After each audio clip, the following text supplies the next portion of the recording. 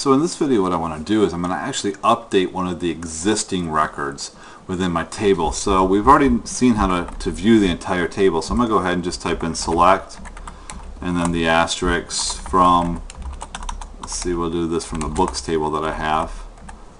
And I'll go ahead and run this and we'll see all of the data we've got. So now we might want to come back in and say, you know what, we need to update something. If you look here at book ID number 11, I may say that I've got a price now, or I know the binding. So we're going to go ahead and update.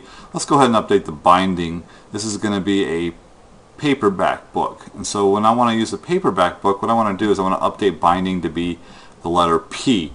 And so how to do that is we're going to go ahead and come up here to my commands and we're going to use the update command. So what I'm going to do is just type in update and then I'm going to go ahead and tell it what table to update. So I'll just type update books.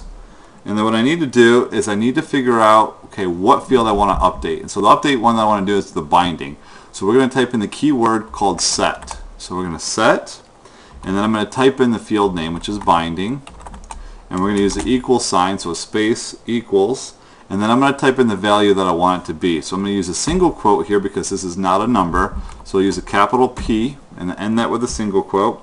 And then I'm going to go ahead now and say, okay, if I were to run this just as it is and hit run, unfortunately what would happen is it would set every binding for every record to the letter P, and that's not what I want to happen. I want it to only update one of my records.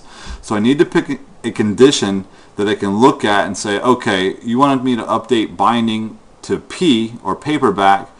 Okay, now I need to set what condition, which record do we want to use. And so I can pick any of these fields that I've got. Since the primary key is going to be my only field that is unique, I'm going to go ahead and use the book ID, where book ID is going to equal 11. So I'm basically going to type that in. I'm just going to type in where, and then I'm going to go ahead and type in the field name, book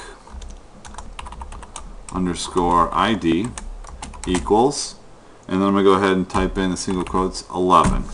And then end that with a semicolon. So it's a real simple to understand and read set of code or language or script that we've got here to work with. Just going to say update books, which is my table, set binding to equal capital P, where my book ID is 11. So that's going to be very specific and it's going to only work on this particular record. So I'm going to go ahead and hit run, and you'll see it says one row is updated.